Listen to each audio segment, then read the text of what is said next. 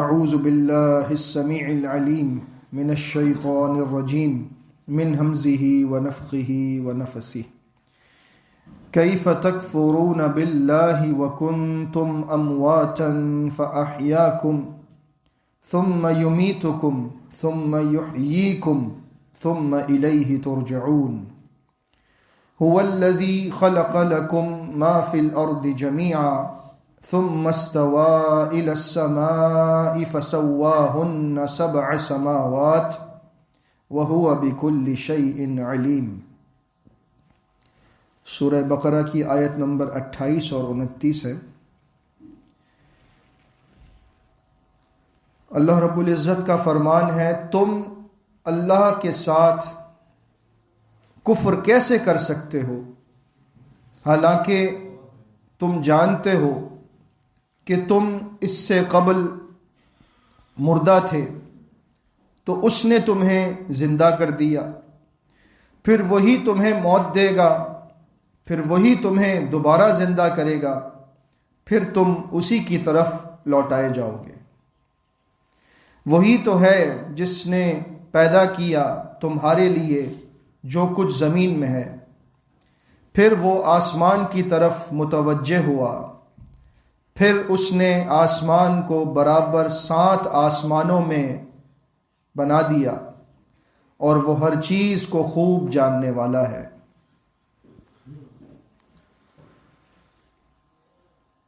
آیت نمبر 21 میں ہمیں بتایا گیا تھا، یا ایھا الناس اعبدوا ربکم الذی خلقکم والذین من قبلکم لعلکم تتقون۔ اے لوگوں، اپنے رب کی عبادت کرو جس نے تمہیں پیدا کیا، تم سے پہلے تمام انسانوں کو اسی نے پیدا کیا تاکہ تم تقوی شعار ہو جاؤ، برے انجام سے بچ جاؤ، متقی پرہیزگار بن جاؤ۔ وہاں پر بھی تمام انسانوں سے خطاب تھا اور سب کو اللہ کی عبادت کا حکم دیا گیا تھا، اور ساتھ یہ بات بتائی گئی تھی کہ اسی نے تمہیں پیدا کیا۔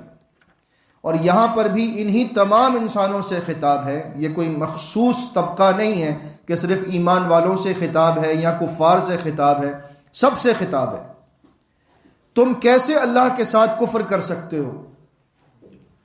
کفر سے مراد یہ بھی ہے کہ بندہ انکار کر دے اللہ کا، کفر سے مراد یہ بھی ہے کہ بندہ اللہ کی ناشکری کرے، اور انسانوں میں سے اکثر وہ ہیں جو اللہ تعالیٰ کی ناشکری کر کے اس کا کفر کرتے ہیں، ورنہ اللہ کو ماننے والے بہت بڑی تعداد میں ہیں، لیکن شکر گزار بندے، جیسے کہ اللہ رب العزت نے ایک اور مقام پر فرمایا، وَقَلِيلٌ مِّنْ عِبَادِيَ الشَّكُورُ، میرے بہت کم بندے ایسے ہیں جو زیادہ شکر کرنے والے ہیں۔ اِنَّ الْإِنسَانَ لَظَلُومٌ كَفَّارٌ، انسان بڑا ظالم اور بہت ہی بڑا ناشکرا اور ناقدرہ ہے۔ وَمَا قَدَرُ اللَّهَ حَقَّ قَدْرِهِ، انہوں نے اللہ کی قدر نہیں کی جیسے اللہ کی قدر کرنے کا حق ہے۔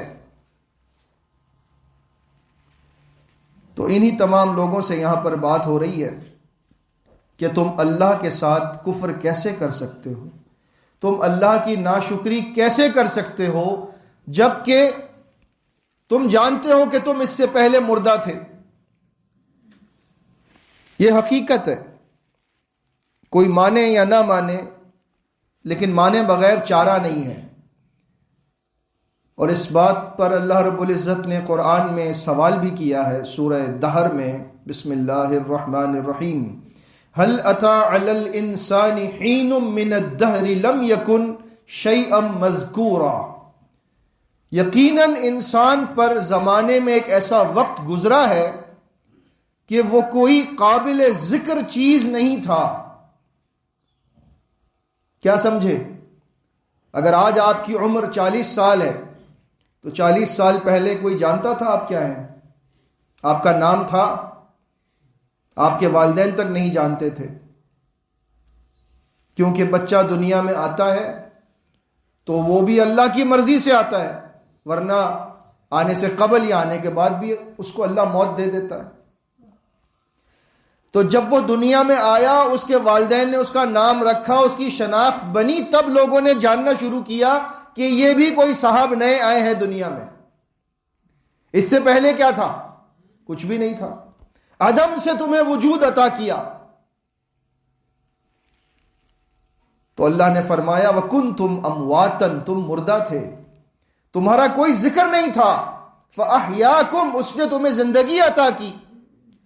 تم ایسے رب کے بارے میں سوچتے ہو کہ وہ دوبارہ پیدا نہیں کر سکتا، قیامت کے دن دوبارہ کھڑا نہیں کر سکتا، کیونکہ مشرکین مکہ کے اندر یہ بات موجود تھی کہ وہ یہ کہا کرتے تھے اَإِذَا مِتْنَا وَكُنَّا تُرَابًا وَعِظَامًا، کیا جب ہم مر جائیں گے اور ہم مٹی ہو جائیں گے اور ہڈیوں کا چورا ہو جائیں گے. ایک جگہ ہے اِنَّا لَمَبْعُوثُونَ، کیا ہمیں دوبارہ کھڑا کیا جائے گا. او آباؤنا الاولون، سورہ واقعہ میں ہے، کیا ہمارے پچھلے باپ دادا کو بھی کھڑا کیا جائے گا. قل ان الاولین والآخرین لمجموعون الی میقات یوم معلوم، کہہ دیجئے اے رسول صلی اللہ علیہ وسلم، کیوں نہیں پہلے بھی اور بعد والے بھی سب کے سب کھڑے کیے جائیں گے قیامت کے دن اور رب کے سامنے پیش کیے جائیں گے. تو اس بات کو سمجھنا ان کے لیے اس لیے مشکل تھا کیونکہ انہیں اس بات کی تعلیم نہیں دی گئی تھی. لیکن اللہ رب العزت انہیں بڑی محبت کے ساتھ تعلیم دے رہا ہے، انہیں سمجھا رہا ہے. آپ اللہ کی محبت دیکھیے انسان کے ساتھ کہ اس نے انسان کو سمجھانے کے لیے اپنے محبوب ترین بندے کو بھیجا، محمد رسول اللہ صلی اللہ علیہ وسلم کو، اور اپنی عظیم ترین کتاب کو بھیجا، قرآن مجید کو، کہ انہیں سکھاؤ، انہیں بتاؤ، انہیں یاد دلاؤ. اگر تمہیں اللہ تعالیٰ کے قیامت کے دن بندوں کو دوبارہ کھڑے کرنے پر شک ہے تو ذرا یہ بات تو سوچو کہ تم پہلے مردہ تھے، اس نے تمہیں بغیر کسی چیز کے پیدا کر دیا، تو وہ قبروں سے نہیں نکال سکتا. اس کے لیے کیا مشکل ہے؟ اکثر نے الحمدللہ دھیرے دھیرے اس بات کو قبول کیا، آخرت پر یقین کرنا شروع کیا. اور ہم نے سورہ بقرہ کی ابتدا میں یہ بات پڑھی تھی وَبِالْآخِرَةِ هُمْ يُوقِنُونَ، کہ وہ آخرت پر یقین رکھتے ہیں. یہ یقین جو ہے وہ بڑی دیر کے بعد آتا ہے. ایمان تو بظاہر بندے کا ہوتا ہے لیکن یقین آنے میں وقت لگتا ہے. تو اللہ سے یقین کی اور پختہ ایمان کی دعا کرنی چاہیے. نبی صلی اللہ علیہ وسلم نے یہ بھی فرمایا ہے، صحیح سند سے یہ روایت ملتی ہے مسند امام احمد میں، کہ جیسے تم میں سے کسی کا کپڑا پرانا ہو جاتا ہے، بالکل اسی طرح تم میں سے کسی کا ایمان بھی پرانا اور بوسیدہ ہو جاتا ہے. ایمان پرانا ہو جاتا ہے، بوسیدہ ہو جاتا ہے، کمزور ہو جاتا ہے.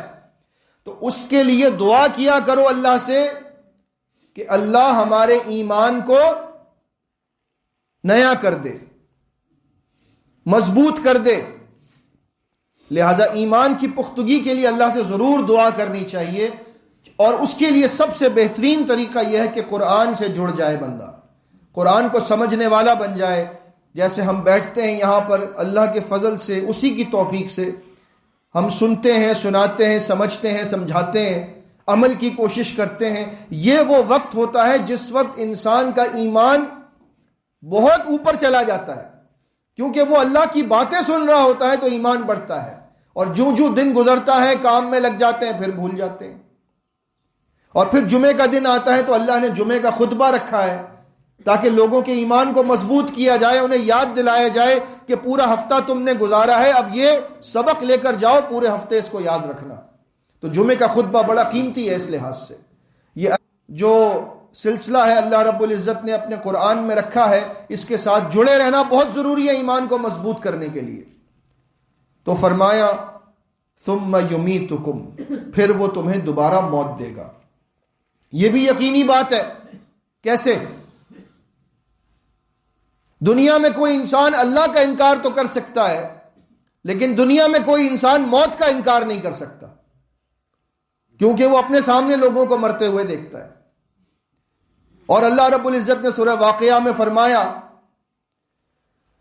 فلولا ان کنتم غیر مدینین ترجعونها ان کنتم صادقین، اگر تمہیں یقین نہیں ہے کہ ہم ہیں تمہیں پیدا کرنے والے، موت دینے والے، اگر تم سمجھتے ہو کہ تم خود ہی سب کچھ کر سکتے ہو تو مرنے والے کی روح کو لوٹا کر دکھاؤ. تم میں اتنا دم ہے نا، اتنا دم خم ہے تو مرنے والے کو موت سے بچا کر دکھاؤ. اس کی روح کے نکلنے کے بعد لوٹا کر دکھاؤ. تم روح کو لوٹاؤ گے کیا؟ تمہیں تو آج تک یہ بات سمجھ نہیں آئی کہ روح ہے کیا. یسألونک عن الروح، سورہ بنی اسرائیل میں ہے، اے نبی صلی اللہ علیہ وسلم یہ آپ سے پوچھتے ہیں کہ روح کیا چیز ہے. قل الروح من امر ربی، کہہ دیجئے روح تو میرے رب کے امر اور حکم میں سے ہے. وما اوتیتم من العلم الا قلیلا، اور تمہیں علم نہیں دیا گیا مگر بہت ہی تھوڑا. تمہارے علم میں سائنس ہو، ٹیکنالوجی ہو، 21ویں صدی آ جائے، 22ویں صدی آ جائے، تمہارے علم کے اندر یہ بات آ نہیں سکتی کہ روح کیا چیز ہے. تم سمجھ نہیں سکتے. اسی لیے سائنسدانوں نے آج تک اس بات کے اوپر شک کا اظہار کیا ہے کہ انسان جب مرتا ہے تو اس کے جسم سے کوئی روح نکلتی بھی ہے یا نہیں، کیونکہ وہ ہر چیز کو اپنی نظر سے دیکھتے ہیں، ہر چیز کو آلات سے پرکھتے ہیں. تو یہ روح آلات میں نہیں آ سکتی، اس روح کا کوئی ٹیسٹ نہیں ہو سکتا، یہ نکلتے وقت نظر نہیں آ سکتی. تو وہ کہتے ہیں جب نظر نہیں آتی، جب اس کا میجرمنٹ نہیں ہو سکتا، اس کا وزن نہیں ہو سکتا، تو ہم کیسے مانیں کہ روح ہے. لیکن جانتے ضرور ہیں کہ کچھ ہے. جو بندہ مرا ہے تو واپس زندہ کیوں نہیں ہو سکتا؟ یہ اللہ تعالیٰ نے اپنے علم میں رکھا ہے. ہر چیز انسان کو نہیں بتائی، کیونکہ ہر چیز کا علم انسان برداشت نہیں کر سکتا. اگر وہ دیکھ لے تو وہ خوف کے مارے مر جائے، اگر وہ موت کے فرشتے دیکھ لے تو جیتے جی مر جائے. اس لیے اللہ نے بہت سی چیزوں کو چھپا کر رکھا ہے. لیکن موت کے وقت اور موت کے بعد وہ سب کچھ نظر آنے لگتا ہے. لیکن مومن وہ ہے جو بغیر دیکھے ایمان لائے، بغیر دیکھے یقین کرے کہ یہ سب کچھ ہونے والا ہے، یہ سب کچھ ہو رہا ہے. دنیا میں کتنے لوگ مر جاتے ہیں روزانہ، کوئی واپس نہیں آ سکتا. تو موت یقینی ہے. ثم یحییکم، پھر وہی تمہیں دوبارہ زندہ کرے گا. جو تمہیں عدم سے وجود عطا کر سکتا ہے، جو تمہیں موت دے سکتا ہے، وہ تمہیں دوبارہ زندہ کرے گا. اور دوبارہ زندہ کرنے کے بعد کیا ہوگا؟ ثم الیہ ترجعون. بے مقصد نہیں زندہ کیا گیا، بلکہ تمہیں لوٹ کر اسی کی طرف لے جایا جائے گا. اور ہم یہ دعا بھی مانگتے ہیں نا اللہ سے، جب کوئی صدمہ ہوتا ہے، نقصان ہوتا ہے، یا جب ہم کسی کے جنازے کی خبر سنتے ہیں تو کیا کہتے ہیں؟ انا للہ و انا الیہ راجعون. بے شک ہم اللہ کے ہیں اور ہم اللہ ہی کی طرف لوٹ کر جانے والے ہیں. لوٹ کر کیا چیز جاتی ہے کسی کے پاس جو اس کی اپنی ہوتی ہے؟ لوٹ کر وہ چیز جاتی ہے جو اس کی اپنی ہوتی ہے. اسی لیے پہلے بتایا انا للہ کہ ہم اللہ کے ہیں، وَإِنَّا إِلَيْهِ رَاجِعُونَ، اور لوٹ کر اسی کے پاس جائیں گے کیونکہ اسی کی امانت ہے. جب کوئی مرتا ہے تو ہم اس کے گھر والوں کو تسلی دینے میں یہ جملہ کہتے ہیں اللہ کی امانت تھی، اللہ نے واپس لے لی، آپ صبر کیجئے. یعنی ہم اللہ کے ہیں. ہم پر حکم کس کا چلے گا؟ اللہ کا. کیا ہم یہ دیکھیں کہ ہم پر اللہ کا حکم چلتا ہے یا نہیں چلتا؟ ہم اپنی مرضی چلاتے ہیں یا اللہ کے حکم پر زندگی گزارتے ہیں؟ یہ سبق ہمیں لینا ہوگا. ہمیں یہ دیکھنا ہوگا کہ جب رب پکار رہا ہے اپنے پکارنے والے کو مقرر کروا کے حی علی الصلاۃ حی علی الفلاح، تو اس وقت ہم پر اللہ کا حکم چلتا ہے یا ہماری نیند کا اور ہمارے نفس کا حکم چلتا ہے کہ ہم سوتے رہ جاتے ہیں؟ جب اللہ رب العزت پکارتا ہے ہمیں کہ نیکی کے کام کرو، اس وقت ہم پر اللہ کا حکم چلتا ہے یا اپنے نفس کا حکم چلتا ہے؟ جب اللہ ہمیں روکتا ہے کہ رک جا، برے اعمال سے گناہوں کو ترک کر دے، بدکاری کو چھوڑ دے، اس وقت اللہ کا حکم ہم پر چلتا ہے یا اپنا حکم چلتا ہے؟ اس لیے ہم اللہ کے ہیں، اسی کی امانت ہے، اسی کی طرف لوٹ کر جائیں گے. عقل مند وہی ہے جو اللہ تعالیٰ کے حکم کے مطابق اپنی زندگی کو گزارے اور اس کے پاس جانے کی تیاری کرے. اللہ رب العزت ہمیں ایمان مضبوط عطا فرمائے اور واپسی لوٹنے کی تیاری کرنے کی توفیق عطا فرمائے. آمین. استغفر